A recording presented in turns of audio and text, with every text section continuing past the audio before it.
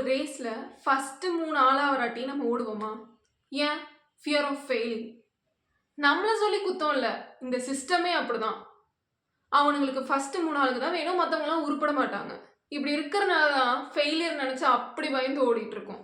நம்ம ஏன் நம்ம ஃபெயிலியரை பெஸ்ட் ஃப்ரெண்ட் ஆக்கிக்க கூடாது? ஒருவேளை அப்படி ஆக்கியிருந்தா எக்ஸாம் ரிசல்ட் வரதுக்கு முன்னாடி யாரும் லெட்டர் எழுதி வச்சுட்டு சூசைடும் பண்ணியிருக்க மாட்டாங்க. ஃபெயிலியர் நினைச்சு எவனும் மூலையிலேயே முடங்கி டிப்ரெஸும் ஆயிருக்க மாட்டான். உன்னை ட்ரை பண்ணி ஃபெயில் ஆகுறது ரொம்பவே கஷ்டமான விஷயம். ஆனா உன்னை ட்ரை பண்ணாமே ஃபெயில் ஆகுறதுங்கிறது ரொம்பவே மோசமான விஷயம் தான். நம்ம லைஃப் ஒரு சூதாட்டம் மாதிரி தான். எவ்வளோதான் சேஃபா நீங்க ப்ளே பண்ணாலுமே அடி விழுகணும்னா விழுந்துதான் ஆகும். நம்ம நிறைய பேருக்கு நமக்கு பிடிச்சது ஏன் கிடைக்கிறது இல்லை தெரியுமா? நம்ம தோத்துட்டோங்கிறதெல்லாம் காரணம் கிடையாது. நம்ம அதை டிசர்வ் பண்ற அளவுக்கு நிறைய வாட்டி தோத்துருக்கவும் மாட்டோம், ரிஸ்க் எடுத்திருக்க மாட்டோம், அதை பிடிச்சி பண்ணியிருக்க மாட்டோம். சிம்பிளாக சொன்னால் ஆக்ஷன் எடுக்க வேண்டிய நேரத்தில் ஆக்ஷன் காமிக் படிச்சுட்டு இருந்திருப்போம். கடைசியில் லைஃப் என்ன கொடுக்குதோ அதை அக்செப்ட் பண்ணிட்டு எங்கே எப்படி இருக்க வேண்டியவன்னு சொல்லிட்டு காலத்தை ஓட்டிட்டு போயிடுவோம். ஃபெயிலியருக்கும் அதை பற்றின உங்களோட பர்செப்ஷனுக்கும் ஒரு ஸ்ட்ராங்கான கனெக்ஷன் இருக்கு. அதுதான் சக்ஸஸ்ஃபுல் ஃபெயிலியர். ஃபெயிலியர் கேள்விப்பட்டிருப்போம். அது என்ன சக்ஸஸ்ஃபுல் ஃபெயிலியர்னா, ஒரு கார் கம்பெனி ஆரம்பிக்கிறதுக்கே வீடு அடமான வைக்கணும். கார் கம்பெனின்னு சொல்லி வாய மூடுறதுக்குள்ள இந்த மனுஷன் நான் ராக்கெட்டே விடுவேனேன்னு சொல்லிட்டு வந்தாரு. எலான் மஸ்க் 2008ல் அவரோட 3 ராக்கெட்ஸும் எக்ஸ்ப்ளோர்ட் ஆகி ஃபெயில் ஆயிடுச்சு. நம்ம எக்ஸாமில் ஃபெயில் ஆனாலே தாங்க முடியாது.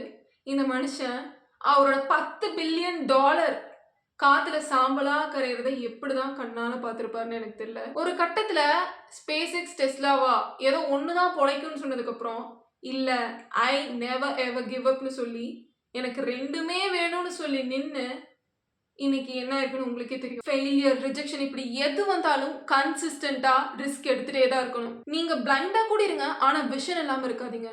So set your goals and work without excuses. If something is important enough, you should try even if the probable outcome is failure. உங்களுக்கு ஃபிக்ஸ் மைண்ட் செட்டா? அப்போ ஃபர்ஸ்ட் உங்களோட லிமிட்டிங் பிலீஃப்ஸ் எல்லாம் ஐடென்டிஃபை பண்ணுங்க.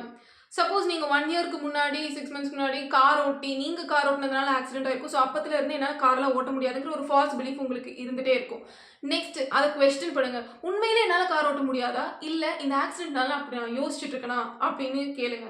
நெக்ஸ்ட் ஒரு புது பிலீஃப் கொடுங்க. என்னால் கண்டிப்பாக ஓட்ட முடியும், நான் இப்போ ப்ராக்டிஸ் பண்ணால் என்னால் சூப்பராக கார் ஓட்ட முடியும் அப்படின்னு நீங்களே நம்பணும். நெக்ஸ்ட் விஷுவலைஸ் பண்ணுங்க. அப்படியே நீங்கள் அந்த காருக்குள்ளே ஏறி நல்லா ஓட்டி சல்லுன்னு போய் உங்கள் ஃப்ரெண்ட்ஸ் மேலே நிறுத்தி ஹாய்னு கண்ணாடி திறந்து சொல்கிற மாதிரி நீங்களே விஷுவலைஸ் பண்ணுங்க. அண்ட் 60% ஆஃப் த ஃபியர் இங்கே குறைஞ்சிடும். அடுத்து கொஞ்சமாக நீங்கள் அதுக்கு ஸ்டெப்ஸ் போட்டு ஒரு லெவலில் கான்ஃபிடென்ட் ஆயிருவீங்க. செம்ம கான்ஃபிடென்ட்டாக என்னால் செம்மையாக கார் ஓட்ட முடியும் அப்படின்னு ஆயிருவீங்க. ஸோ அங்கே நீங்கள் ஸ்டாப் பண்ணணும். How to take responsibility of your failure. நீங்கள் ஒரு எக்ஸாம்பிள் 100 வாங்கணும், சென்டம் வாங்கணும்னு நினச்சிருப்பீங்க, பட் 90 தான் வாங்கியிருப்பீங்க.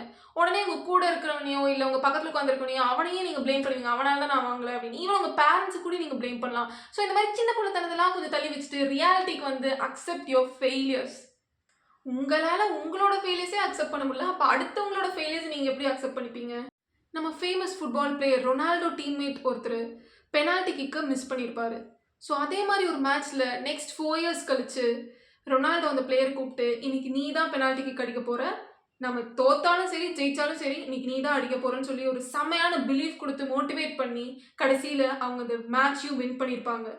So failure acceptance builds leadership quality. மற்றவங்களால உங்களுக்கு ஃபெயிலியர் வரும்போது உங்களுக்கு ஃபஸ்ட்டு வர்றது கோவம் தான். ஸோ ஃபஸ்ட்டு உங்களோட ஆங்கரை கண்ட்ரோல் பண்ணுங்கள். நான் ஒன்றும் பண்ணலடா, அவனால் தான் தோத்துச்சு அப்படின்னு பேசாமல் அமைதியாக இருங்க. செகண்டு, உங்களோட பாசிட்டிவ் ஆட்டிடியூட். விக்டர் ஃப்ராங்க்லின்னு ஒருத்தர் அவரோட ஃபேமிலி கிட்ட இருந்து பிரித்து அவரை ஹிட்லர் டெத் கேம்பில் அடைச்சி வச்சுருப்பாங்க. அங்கே அதிகமான குளிர், பசி, எலிகள்னால ஒரே டிசீஸ், இப்படி பல போராட்டத்துக்கு அப்புறம் நிறைய பேர் இறந்துட்டாங்க. ஆனால் இவர் தவிர நான் வாழ்ந்தே காட்ட வேண்டாம்னு சொல்லி வாழ்ந்து காட்டினாரு. அப்போ அவருக்கு இருந்த ஒரே நம்பிக்கை, ஒரு மனுஷங்கிட்ட இருந்து நீ என்ன வேணாலும் பறிச்சுக்கலாம், ஆனால் அவனோட சாய்ஸ் ஆஃப் ஆட்டிடியூட் தவிர நீ என்ன வேணாலும் பறிச்சுக்கலாம். உங்களால் முடிஞ்சதை 100% கொடுத்து பண்ணுங்க. ஒரு ஃபெயிலியர்னு இருக்கும்போது நீங்கள் அதுக்கான டைம், ஹீல் ஆகிறதுக்கான டைம் நீங்கள் கொடுத்தே தான் ஆகணும். ஸோ இனிமேலாச்சு ஃபெயிலியரை பார்த்து பயந்து ஓடாமல் நம்ம லைஃப்லேயும் ஃபெயிலியருக்காக ஒரு பாட்டை ஒதுக்கி ஒருத்தன் ஃபெயில் ஆகிட்டானா அவனை பார்த்து உங்கள் குழந்தைகிட்ட அவனை மாதிரி இருக்காதீங்கன்னு வளர்த்தாதீங்க, அவனை மாதிரி இருங்கன்னு சொல்லி வளர்த்துங்க. And this is a short summary of Fail Big by Scott Allen.